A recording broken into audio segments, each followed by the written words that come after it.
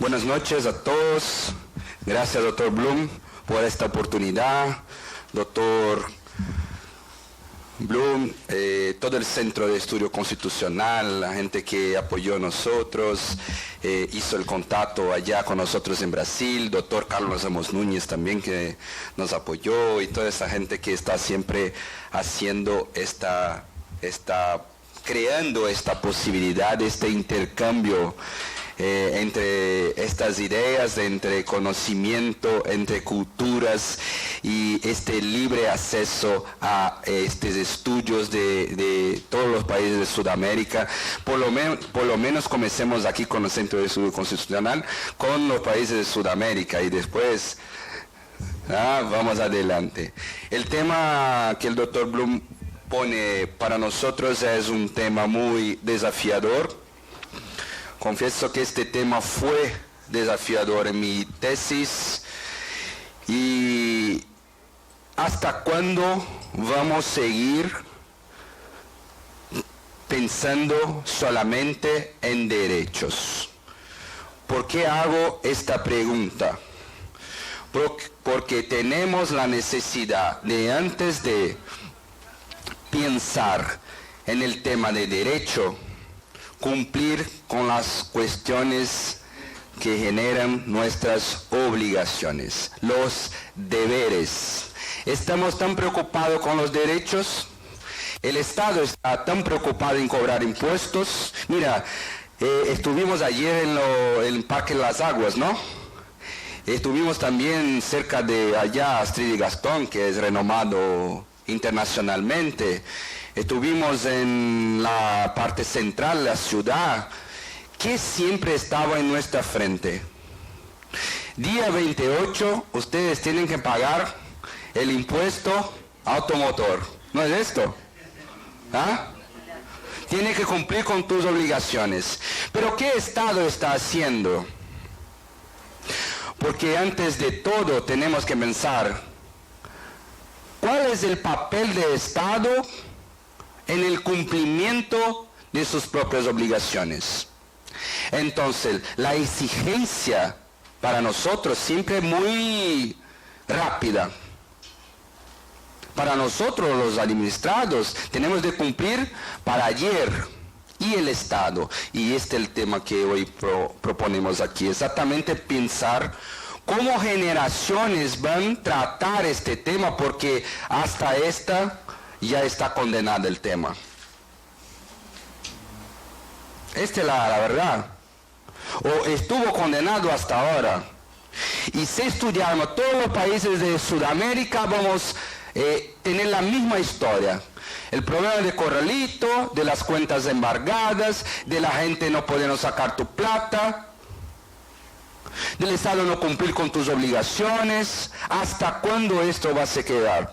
¿Hasta cuándo el Poder Judicial va a dar una sentencia? Tenemos el pasado en juzgado, un derecho adquirido y esta sentencia. A partir del momento que va a se poner el presupuesto, el Poder Ejecutivo no va a cumplir. Ese es el tema. Y no podemos convivir con eso.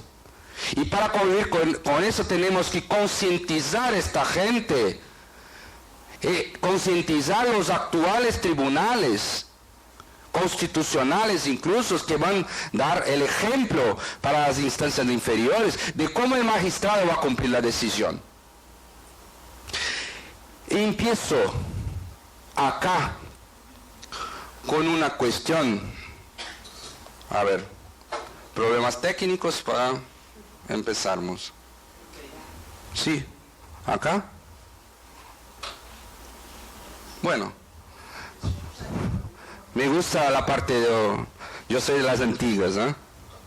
Acá, a ver.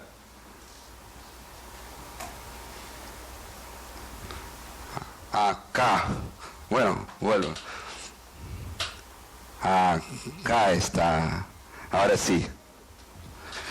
Cuando pensamos en la ciencia jurídica, tenemos un problema muy grande con este tema de ejecución de sentencia contra el Estado.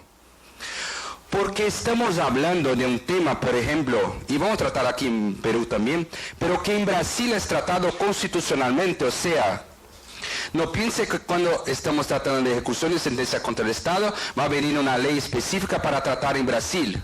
La Constitución trata esto. Y mira, el doctor estaba poniendo el tema de los cambios 12 veces acá en Perú. Tuvimos desde 1934 7 cambios constitucionales para intentar cumplir la ejecución de sentencia contra el Estado, que allá llamamos precatorios. Ya vamos a llegar allá. La ejecución de sentencia contra el Estado en Brasil se llama precatorios. Es la deuda. Normalmente cuando la gente pregunta, ¿qué va a hablar hoy? De la deuda del Estado. Así todos comprenden. La deuda del Estado. Esto llama necesariamente nosotros a una reflexión con otra rama de la ciencia económica. ¿Qué pienso yo, doctor? Los tribunales están, vamos a decir entre comillas, contaminados con la ciencia económica. ¿Y por qué esta contaminación con la ciencia económica? Porque mira, si yo puedo pagar, o si el Estado transmite una idea de que esto es posible pagar, vamos a crear entonces una decisión acá favorable, porque si estamos a hablar de algo que siquiera hay presupuesto, no, entonces siquiera vamos a dar una decisión favorable a este contribuyente, a ese administrado, a esta persona, quien quiera. Y ahí lleva a nosotros a esta reflexión de cuál es la influencia de la economía en las decisiones judiciales de un Estado que vive el no cumplimiento, el incumplimiento de pagos durante más de una década. ¿Y por qué yo estoy poniendo acá una década? ¿Tenemos problema con la grabación? ¿Acá podemos? ¿Ah? ¿Cameraman? ¿No tenemos cameraman? Ok, estamos cameraman, ok. Sí. Graba todo. Bienvenido a Perú. ¿Ah? ¿Por qué más de una década? Porque yo particularmente me cansé de pensar, mira, pasamos por un problema. ¿Cuánto tiempo va a durar este problema económico? Bueno, las decisiones para cumplir por lo menos las 4, 5, un mandato. 5 años, acá en Perú, en Brasil 4 años. No, 2 mandatos, 8 años en Brasil, acá 10. Imaginen, una situación emergencial.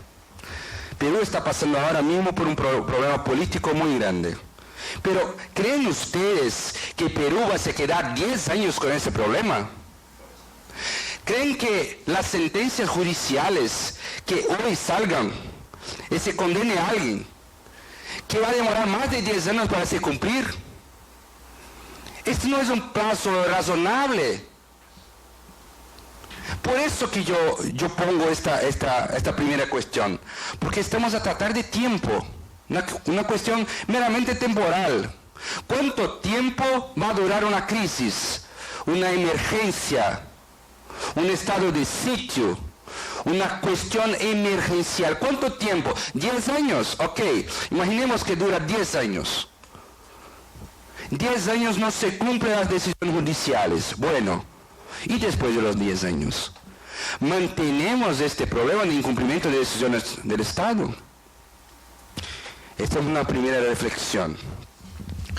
Porque la segunda reflexión es el capital. Mira, yo estoy haciendo algunas reflexiones, doctor, y estoy perdiendo también algunos términos del derecho. Mira, aquí tenemos algunos estudiosos de otras áreas que básicamente están estudiando economía y no hablan de derecho de propiedad, pero hablan de capital. Y si tenemos acá algún economista o hay alguien que no está en afecto de derecho, pero alguien está escuchando, mirando, sea, el capital o este derecho de propiedad, incluso en situaciones limítrofes o situaciones que son límites de emergencia, son emergenciales. Crisis política, crisis entre todos los poderes, crisis económica, una crisis. ¿Pueden estos derechos ser suprimidos? Y miren, el verbo que estamos utilizando aquí es suprimir. Perdió, no se tiene más. No es vamos a jugar allá adelante, algo así. Suprimir el derecho o el capital, ¿se puede? Esta es una otra reflexión creo que tenemos de hacer. Solo para contextualizar para ustedes, imagínate que en Brasil tenemos hoy, con los datos de los tribunales, el Supremo Tribunal Federal, la Corte Constitucional, vamos a tratar así, porque es el último intérprete de la Constitución. Entonces no vamos a hacer ninguna distinción técnica, sino que ¿quién interpreta la Constitución? El Tribunal Constitucional, la Corte Constitucional, el Tribunal Constitucional, la Suprema Corte de la Nación. Entonces, el último intérprete de la Constitución en Brasil es el STF, Supremo Tribunal Federal. El presidente envió oficios a todos los tribunales del país, un país continental, 200 millones de personas, y dijo, tribunales, envíame los datos que tienen de deudas de precatorios, deudas del Estado. Enviaron. Hace el año pasado, 141 mil millones de soles, yo hice la... de solo soles. Soles, ¿no? De soles de deuda. ¿Ok? 141 mil millones de deuda. 1.000 millones. Y yo incluso en unas conversas con el licenciado José, yo pregunté, ¿aquí se habla 1.000 millones o billón? No, 1.000 millones. Entonces 1.000 millones. 1.000 millones, 141 mil millones de deuda en el Brasil. Bueno, ¿y qué vamos a hacer con esta deuda? Tenemos de cumplir. Al final, el Estado tiene que cumplir con tus obligaciones, ¿no? Así que tenemos acá la definición de ejecución de sentencias en Brasil, que son los precatorios. Esta es la deuda del Estado. Esta es una expresión utilizada por nosotros los brasileños para referirse al crédito de deuda proveniente de sentencias contra el Estado, y este nombre, precatorios, es utilizado en Brasil desde el siglo XVIII. Este crédito, por tanto, es creado para poner en el presupuesto, se incluye en el presupuesto hasta julio del determinado año. Este año, por ejemplo, incluye en el presupuesto 2020 y hasta el final de 2021 yo puedo pagar. O sea, empezamos ya con punto 1. Si yo tengo una deuda aquí contigo, básicamente tengo 24 horas para pagar entre los particulares. Claro, puede embargar la ejecución, algo así, pero en 24 horas tienen que pagar. Si el juez da una decisión, en el juicio en 24 horas tengo de pagar, ¿no, doctor? El Estado ya se puede pagar tu deuda en 18 meses, porque es especial, es algo que solo él tiene. Esto, si no lleváramos adelante toda esta deuda, porque sería así, el mejor de los mundos. ¿Y por qué hace eso? Porque es diferente, si yo tengo una deuda yo con el doctor Blum, yo puedo, por ejemplo, hacer un embargo en tu casa, en tus cuentas bancarias y por ahí afuera. Pero por el principio de la inembargabilidad de los bienes públicos o de los bienes del Estado, el Estado no puede sufrir este tipo de embargo. Porque parte de una premisa que los bienes públicos que van a ser utilizados para la colectividad no pueden sufrir cualquier embargo, cualquier cosa, para satisfacer la deuda de un individuo. Pero eso, como estaba diciendo para ustedes, en Brasil Ya tenemos un problema desde 1934 en la Constitución. Y en 1934 este tema ya constitucionalizado no fue cumplido. Y pensamos, ¿cómo se queda este tema ya que el Estado no puede sufrir embargos en tus bienes? Tratemos los cambios. Vamos a tratar entonces de una cuestión mucho más estructural. Y me gustó en tu presentación, doctor, cuando puso la cuestión del poder constituyente. Que a mí el poder constituyente todo puede. Instaurar una nueva constitución, una nueva orden, todo se puede. Es el poder originario, no es el poder constituido, el poder reformador. El poder constituyente todo puede. Incluso determinar cómo va a ser paga la deuda del Estado o la ejecución de sentencia contra el Estado. Porque así que nosotros queremos. El poder constituyente somos nosotros. ¿No? Instaurando una nueva constitución, instaurando una nueva orden. ¿Y qué hizo Brasil en 1988? El poder constituyente con la constitución de 1988 dice, mira, ahora nosotros vamos a pagar la deuda, doctor. Pero para pagar la deuda necesitamos 8 años. El poder creador todo puede. Y la criatura. Pasaron los 8 años. Brasil no pagó la deuda.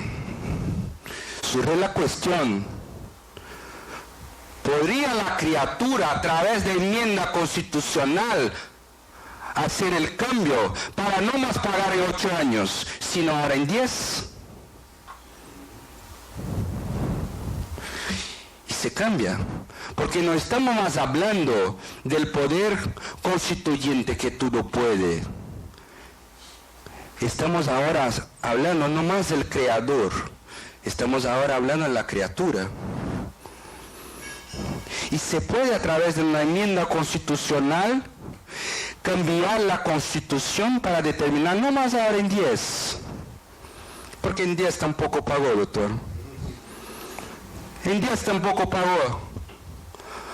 Se puede el poder constituido, la criatura, determinar que ahora se puede pagar en 15 años. No cumplió. Vino una nueva enmienda, 94. Mira, surgió en Brasil una problemática, que era cuando la enmienda constitucional número 30, que se avanzó con ese tema de pago en 10 años, dijo, mira, aunque no haga el pago el Estado, se puede compensar parte de este crédito con tributos. Ya se quedó bien. O por lo menos demostró una oportunidad de cumplimiento de una obligación. Por lo menos. Pero tampoco, doctor, después de análisis de la Suprema Corte, cumplieron la decisión. Porque vino el poder reformador y ahora no se puede más compensar. ¿Por qué? Porque ahora no se paga más en 15 años, ahora se paga hasta 31 de diciembre de 2020. Y llegando cerca del 2020 se paga el 31 de diciembre de 2025. ¿Hasta cuándo vamos, doctor? ¿Hasta cuánto vamos? Desde el 1934 ya tuvimos 7 constituciones tratando el tema.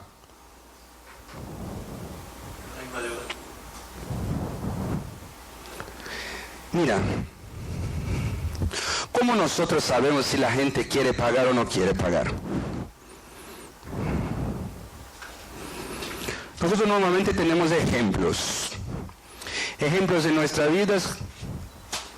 Yo normalmente hablo que tenemos un tripé. Este tripé es la sustentación de nuestra vida, es la parte profesional, la parte personal, nuestra familia. ¿Ok? Y tenemos básicamente que agregar esto, la parte académica. La parte personal, ¿quién va a dar el ejemplo para nosotros para cumplir nuestras obligaciones? Nuestro papá, nuestra mamá, nuestra familia. El papá normalmente dice que no paga tus cuentas. Porque si usted crece escuchando, no pague tus cuentas, mañana no va a pagar. Y hoy tenemos críticas del Estado y tenemos un problema muy grande, que se determinó, por ejemplo, la prisión en Brasil de las personas después del juzgamiento del juzgado en la segunda instancia. Bueno, todos dicen, no, eso se hizo para poner Lula en la cadena, todo, el expresidente de Brasil. Pero yo no. Vamos a pensar diferente. Yo trato con el empresario. Y el empresario cuando no va a pagar un impuesto, él normalmente tiene que discutir esto hasta el Supremo Tribunal Federal. Porque solamente el Supremo Tribunal Federal o la Corte Constitucional va a decir qué tiene que pagar, de hecho. Pero imagínate que tenemos acá una discusión judicial de no, la base de cálculo, por ejemplo, del impuesto no está bien, está mal, y tenemos que llevar esa discusión hasta el Supremo Tribunal Federal. Pero en paralelo ya está una investigación, porque como no cumplió con el pago de tus impuestos, están analizando si cometió un crimen o no. Imagínate que para tratar este tema de discusión de pago o no de este impuesto, tiene que discutir hasta el Supremo Tribunal Federal, pasa por el magistrado de primera instancia, el tribunal de segunda instancia, el STJ, el Tribunal Superior y después el Supremo. Pero en paralelo está una investigación porque no pagó impuesto y después del juzgado en segunda instancia se puede meter en la prisión. Este es el ejemplo que tenemos. ¿Qué queremos? Bueno, cuando analicemos la ejecución de sentencias contra el Estado en Argentina, o cuando tenemos idea de si de hecho el Estado quiere pagar la cuenta o no, mira esta legislación, o la legislación de todos los países sudamericanos que básicamente trata así. Mira, en el siglo XIX, hasta en 1874 teníamos que pedir autorización al Poder Legislativo para demandar al Estado. Después no necesita más autorización previa del Poder Legislativo, pero la decisión que tiene solo tiene un carácter declaratorio. Ok. Si mi decisión tiene solamente un carácter declaratorio, ¿cuál es la efectividad de este? Ah, sí, se puede. Oh, excelente. ¿Por qué no me dijo antes? Ay, excelente. Ahora sí, pero ahora sí. ¿Ok? En 89, usted tenía una decisión, o si tenía una decisión contra el Estado, el Poder Judicial decía, mira, tenemos acá un problema de caja, nuevamente. Vamos a suspender esto aquí 2 años. Déjalo. En 2 años ya volvemos a discutir este tema y quién sabe vamos a pagar. Pero en 90 surge la emergencia, donde esto ocurrió en prácticamente todos los países de Mercosur. Pegaban tu plata y solo puedes sacar hasta $100. Pero si tiene 1 millón, no, pero solo puedes sacar 100. Es una situación emergencial. Al final ustedes tienen que pagar por la colectividad. Bueno, hasta ahí entendemos una serie de cosas, pero ¿se puede suprimir este derecho? Esa es la primera cuestión que pusimos allá. Y pasaron más años. En 91 el gobierno de Argentina dijo, no, vamos a canjear esto, vamos a transformar esto en bonos, ustedes aceptan bonos, este bono va a vencer en 16 años o en 20 años o cuanto sea, tiene una buena actualización y ustedes van a recibir. Pero ya estamos con una discusión prácticamente de 100 años. Hablando de Brasil y Argentina, lo mismo. Porque crees que tenemos legislación, pero con esta legislación cree que van a cumplir. ¿Cree que el Estado va a pagar la deuda?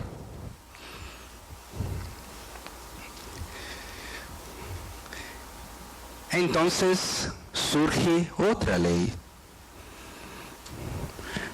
Ahora vamos a hacer un nuevo canje, una prórroga sin fin. O sea, están diciendo básicamente, yo no puedo pagar la deuda, yo no voy a pagar. Y vienen los fondos buitres, que es un tema también que está siendo discutido, pero a mí me llamó la atención y me gustó, doctor, que la discusión fue para Nueva York. Y allá se embargó las cuentas de Argentina. Y cuando embargó las cuentas de Argentina, ellos empezaron a tratar el tema como debería ser tratado. O sea, ahora podemos sufrir un gran golpe. Ahora embargaron nuestras cuentas. Ahora pueden declarar nuestro default y nosotros no tenemos siquiera la evaluación de que de hecho podemos pagar nuestras cuentas. Empezar a tratar el tema diferente, comenzar a pagar las cuentas. Pero vino el nuevo gobierno y dijeron ahora, no vamos a pagar siquiera de FMI. Bueno, ¿cuáles son los límites de reforma sobre el pago de deudas provenientes de sentencia contra el Estado por el poder constituido? Reitero, hay la posibilidad de la criatura hacer de todo. Es posible ahora editar una enmienda constitucional o una ley específica diciendo que yo no puedo más pagar tu deuda. O tenemos que cambiar este pensamiento. Y ahora vamos a editar una enmienda, vamos a editar una ley que ustedes pueden compensar tu deuda con impuestos o parte de impuestos. Al final, la administración necesita, de hecho, de caja, ¿no? Para pagar tus cuentas. Vamos a utilizar parte de esta deuda del Estado, usted acreedor, para comprar tu casa propia. Vamos a poner esta plata en un fondo especial, que un fondo va a crear algo que va a pagar tu deuda.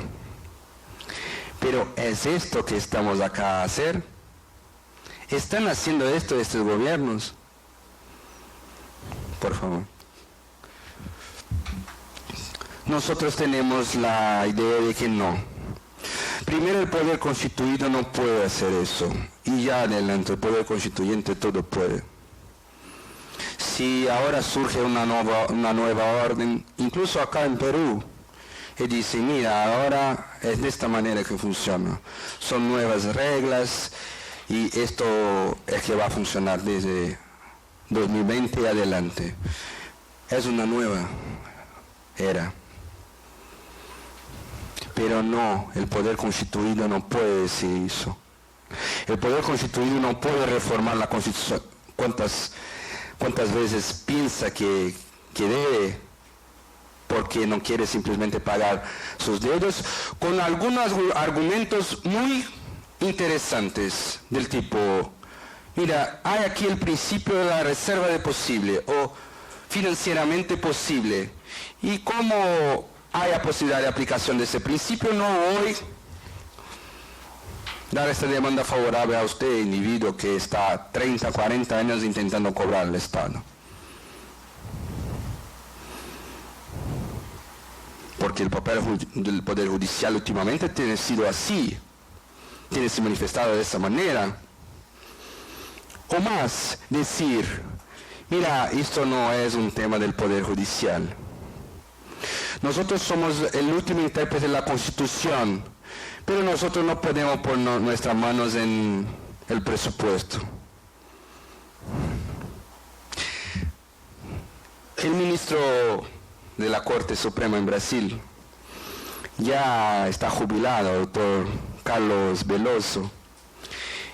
Incluso él hizo una vez yo cancelar una cuestión en una prueba de mi universidad, que yo aproveché que él iba a dar una conferencia magistral y yo no creía que aquella cuestión estaba correcta, incluso tenía decisión del ministro favorable sobre aquella cuestión que el profesor midió 0. Yo llegué juntamente con el director del evento, con todo. Dice, ministro, mira, esta decisión es tuya, ¿no? Sí, esta decisión, reconozco. Ministro, tenemos una cuestión acá. Y recibimos 0, nada. El profesor no consideró nada, diciendo que no es así. Él dijo, no, tenemos que rever esta cuestión. Y la directora de la universidad dijo, no, después vamos a conversar. Este mismo ministro dijo un día, el Poder Judicial tiene que dar la orden de pago. ¿Cómo va a ser el pago? Es el Poder Judicial que tiene que administrar para incluir en tu presupuesto y cumplir con tu obligación. Este es el tema. Por supuesto, el Poder Judicial no puede administrar el presupuesto público. No es tu potestad. Pero tu potestad sí es considerar que hay un tema constitucional, hay una obligación que no se cumple hace décadas, y el Poder Ejecutivo tiene que cumplir una orden judicial. Incluso si necesitamos hacer una intervención, un tema que es previsto constitucionalmente, que va una persona para intervenir en aquel estado, aquella provincia, porque no se cumple una decisión judicial. Y parece que estamos diciendo algunas cosas que son muy radicales, pero no. Voy aquí a decir lo que exactamente otro profesor me dijo otro día en un posgrado de Derecho Administrativo.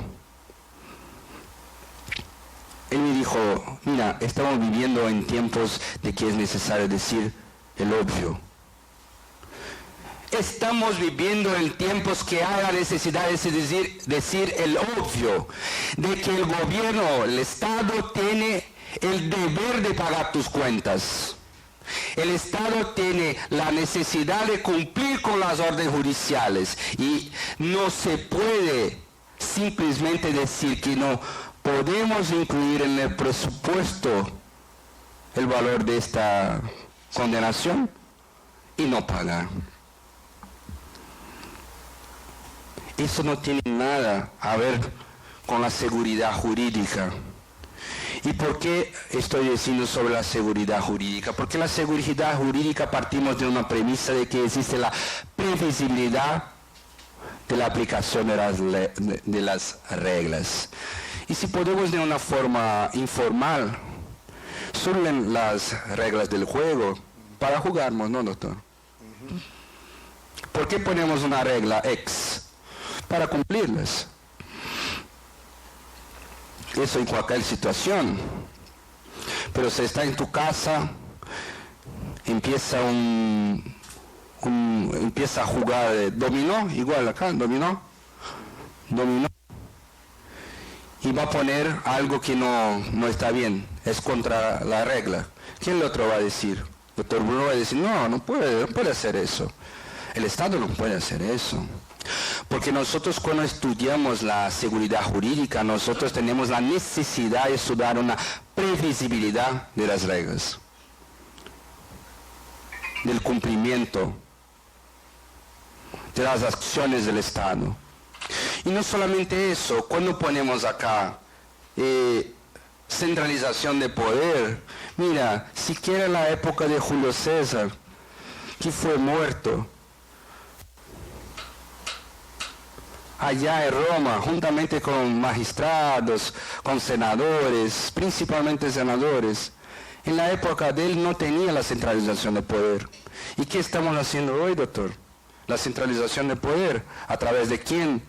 Del poder ejecutivo. ¿Por qué?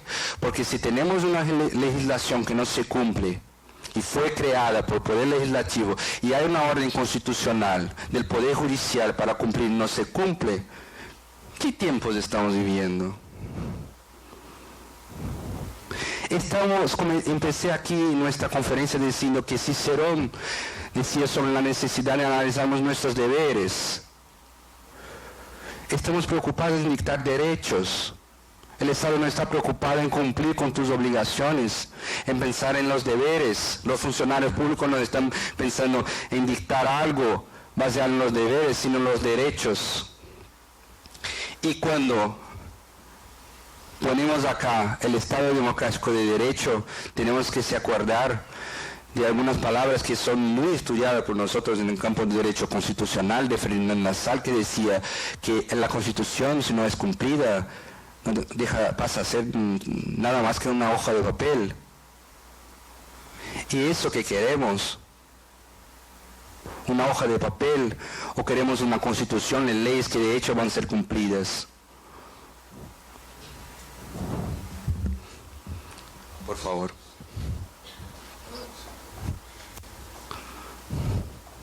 Pregunta a ustedes, ¿por qué no se cumple una orden judicial?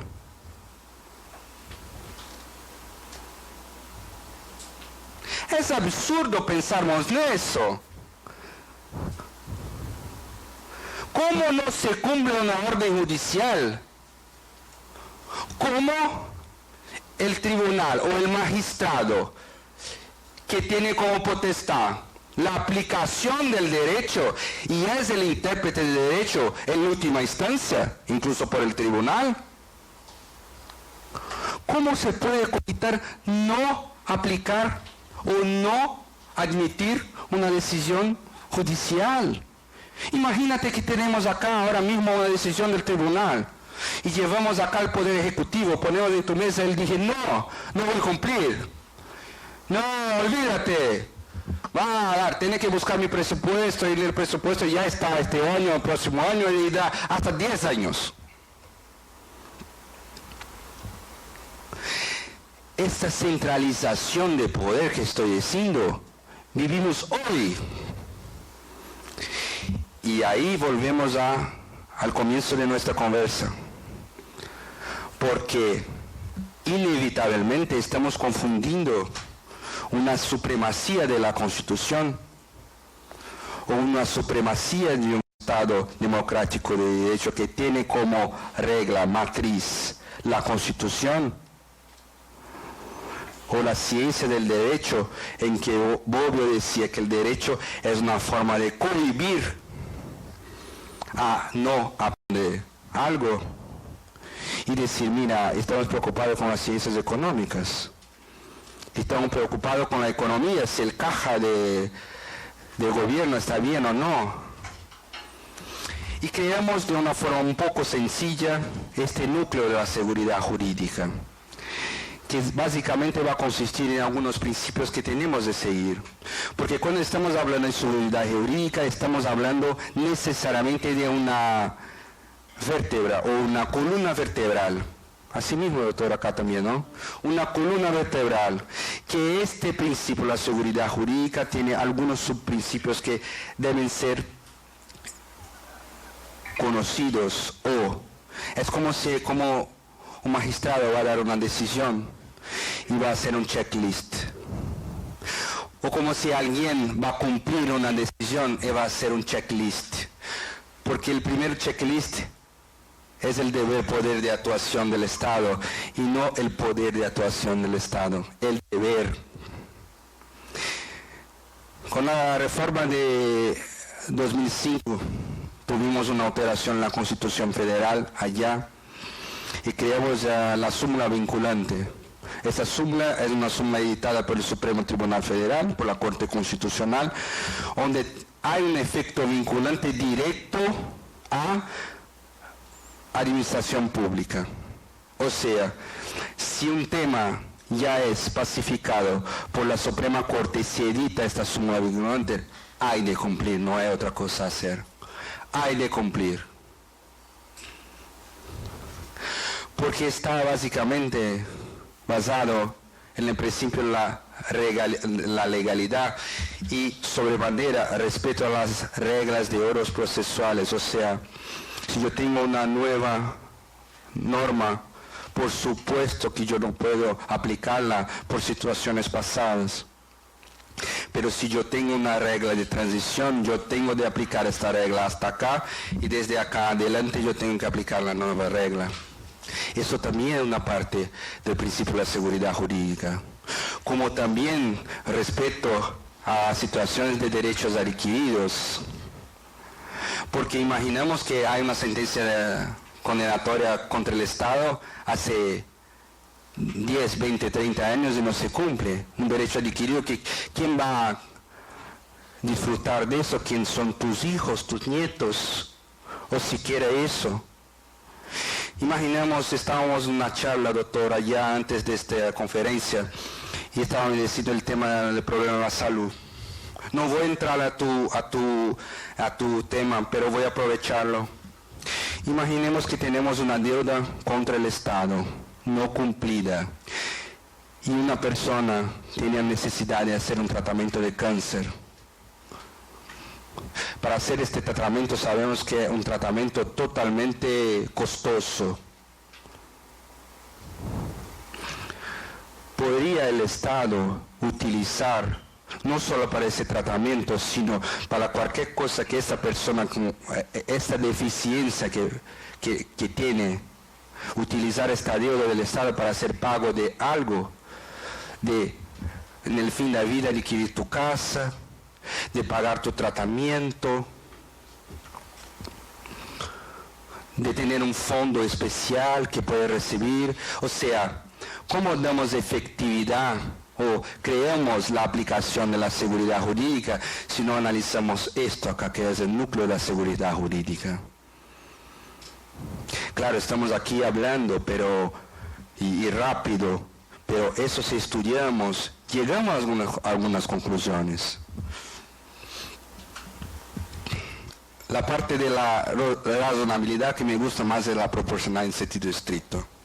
De todo lo que me gusta más acá, olvidamos acá moralidad, ustedes ya saben, o las decisiones parte de un presupuesto. Mira, estaba hoy por la mañana tratando con el doctor Luis Pacheco el tema de la teoría tridimensional del derecho de Miguel Reale, y en Argentina quien estudió mucho ese tema, pasó mucho ese tema, fue el doctor Vidal Campos, Germán Vidal Campos. Y acá tenemos también algunos que estudiaron bien esa teoría, que para nosotros Miguel Reale desarrolló perfectamente. Que derecho es conducta, valor, norma. Para que podamos... ¿Quién? Carlos Fernández. Acá, así mismo. ¿Cómo vamos a llegar a esta teoría axiológica? Y nos olvidamos un poco de Kelsen ahora, ¿no? Salimos la teoría pura de derecho para la teoría tridimensional, porque traemos valores. Y cuando traemos valores necesitamos de una cosa. Necesitamos analizar el facto concreto. ¿Cómo va a valorar algo si no conoce el facto concreto? Y la proporcionalidad en sentido estricto ofrece al magistrado esta oportunidad de decir, mira, no se puede pagar una deuda porque yo contraté aquí un grupo de estudios del sector de departamento financiero. La idea de amicus curis, los amigos de la corte.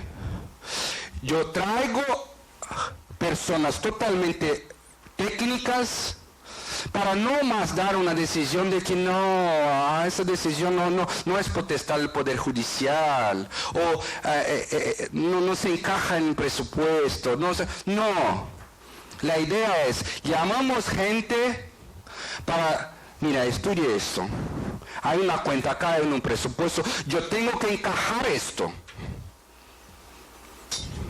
Yo tengo que pagar una deuda. O el Poder Ejecutivo tiene un presupuesto y yo tengo que dar una decisión que yo no voy a interferir en la potestad del Poder Ejecutivo, sino yo voy a crear una solución que el Poder Ejecutivo no creó. Se puede hacer eso.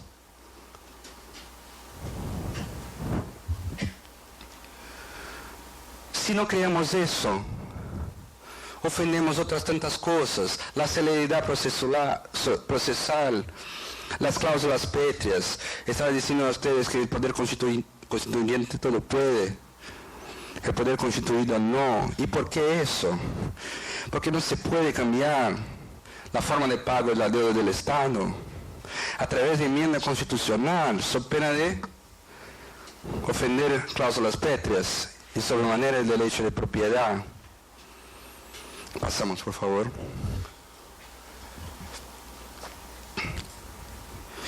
Y llegamos a algunas conclusiones. Estamos ya finalizando, para que el doctor Bruno pueda también hacer comentarios. La economía, ella no es el tema central. El tema central, principalmente para nosotros, siempre es la orden constitucional, pero no podemos olvidar que es una ciencia que se puede agregar al derecho.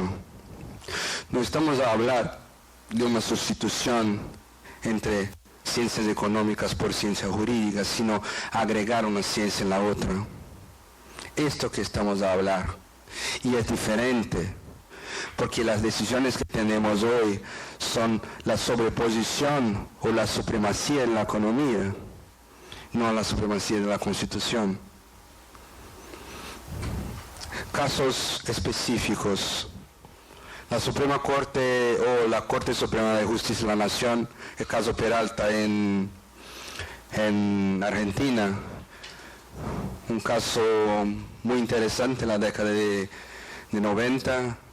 Ellos no cumplían más las decisiones judiciales y la Suprema Corte tenía que decir algo, y dijo que existía una crisis económica y un grave riesgo social, y el Congreso legitimó después un decreto ex, y bueno, no se cumplen las decisiones. Aún la Suprema Corte de Justicia en Argentina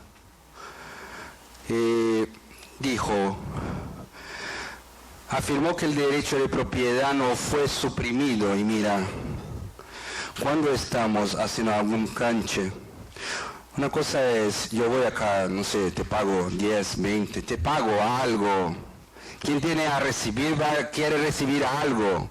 Te pago 10%, los otros 90% voy a tener que parcelar en cuotas de 10, 15 años. Ok, pero no estoy suprimiendo. Y yo creo un cálculo ex que no voy a suprimir tu derecho. Ahora, no puede simplemente crear una regla en que si usted quiere recibir los bonos ahora, puede, incluso va a recibir, pero es la mitad de que yo debo. Por la mitad. Porque hay una situación de interés público mientras que la restricción sea razonable. Mira, vamos a estudiar y tenemos acá en la corte un historiador, doctor Carlos Ramos Núñez. Vamos a estudiar los problemas de Perú históricamente, de Brasil históricamente, de Argentina históricamente. La mayoría de los países sudamericanos pasaron por emergencias, por problemas. Pero sale hoy por los países de Mercosur, escucha de los inversionistas. ¿Cuál inversión que usted piensa hacer acá en Latinoamérica? Ellos llaman de PPP. Paraguay, Panamá y Perú.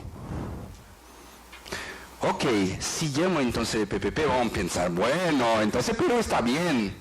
Olvidamos la cuestión política, que es ahora. Surgió ahora, pero hasta ahora estaba bien. Pero para pagar las cuentas siempre está mal. Pasados 10 años continúa mal, pasados 10, 20, 30 años continúa mal, no se puede pagar las cuentas y cumplir con tus deberes. ¿Entiende? Porque allá atrás Pusimos 10 años para tener un marco temporal, algo así. Porque una crisis no dura más que 10 años. O se dura más que 10, por lo menos quien necesita pagar tu deuda va a hacer un presupuesto para provisionar algo en 10, en 20, en 30 años. Pero va a dar una solución. Va a crear algo. No simplemente hacer como estudiamos en Argentina, Uruguay, Paraguay. Hay decisiones judiciales contra el Estado, hay deuda contra el Estado, ejecuciones, sentencias contra el Estado. ¿Y cuánto? No se sabe. Sabemos que hay, pero no sabemos cuánto. Brasil sabemos que hay un montón, ok. Tampoco se puede no decir, bueno, Brasil está bien. No, hay solo un control, pero igual no está cumpliendo, porque el Poder Judicial crea una solución, dice, mira, va a pagar ahora hasta 2020, pero viene el Congreso y no, ahora reforma la Constitución. Por favor. Otro caso, también la Suprema Corte de Justicia de la Nación volvió a decir que es potestad del Poder Ejecutivo y Legislativo declarar el estado de necesidad generalizado. Yo no tengo duda. Concordo, ok, hasta ahí estamos bien, sin que el Poder Judicial pueda revisar la decisión.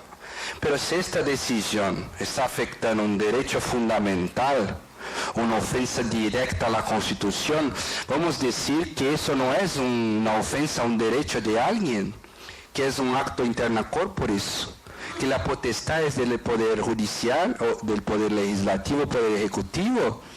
¿Y quién va a interpretar la Constitución? Por lo tanto, el Poder Ejecutivo, Legislativo. Y una decisión que la Suprema Corte de un país firme no tiene sentido. Eso que vamos a decir. Algunas cortes están diciendo eso. Porque vamos a poner en la práctica. Porque si vamos acá a analizar académicamente, ok, académicamente está perfecto. Pero esta decisión tiene resultados. ¿Y el resultado práctico cuál es? El Poder Judicial no se puede dictar nada. Porque si va a dictar algo, es un acto interna corporis y va a ofender. Entonces la potestad de algún poder la República. Y ahí no tenemos varios check and balance. Oh. Por favor. Brasil. Un caso de intervención federal. Tenemos en nuestra Constitución, a partir del momento que una sentencia no es cumplida, se puede determinar la intervención.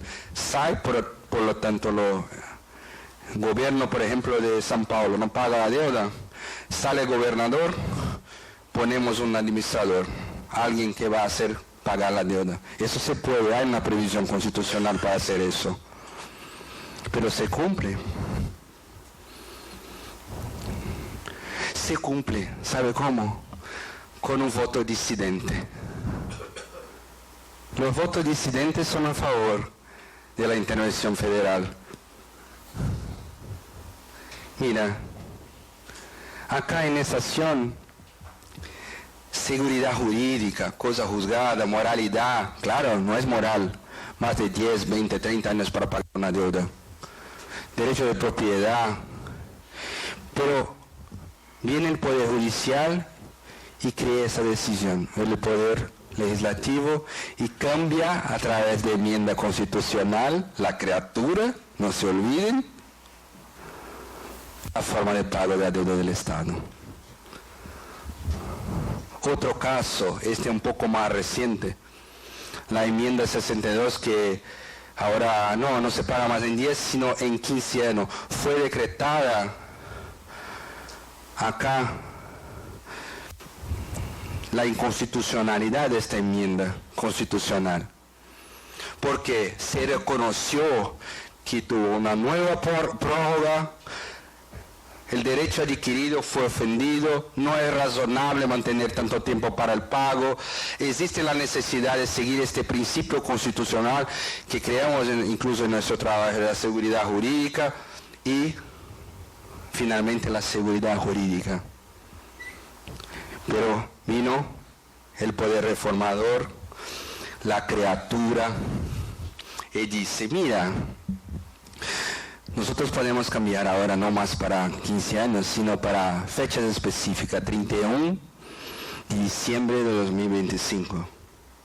El Poder Judicial hizo tu parte, analizó el caso concreto, pero el Poder Legislativo prácticamente pasó por te digo que el Poder Legislativo hizo.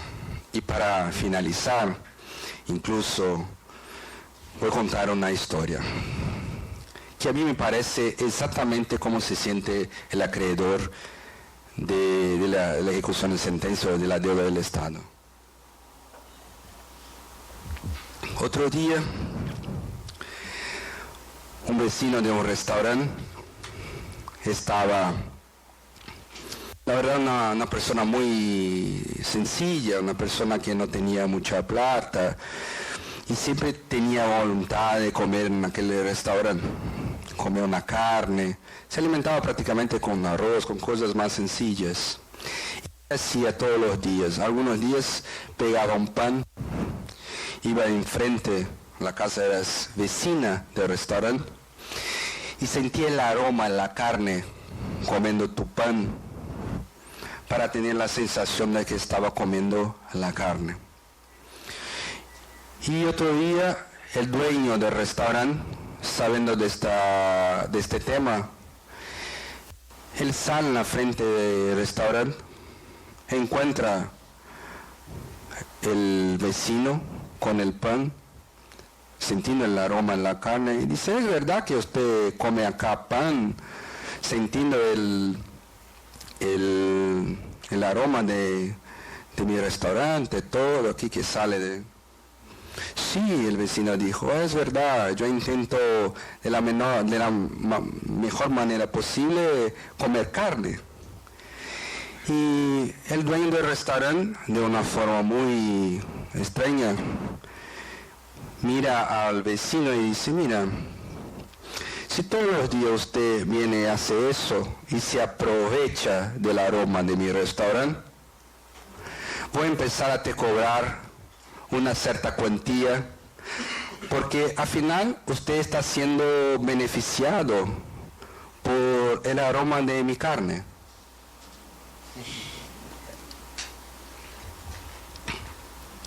El vecino dijo, yo voy a pagar.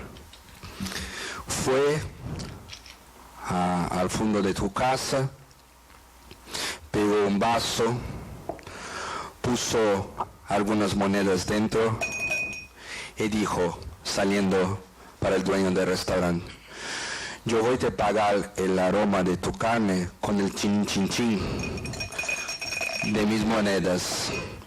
Muchas gracias.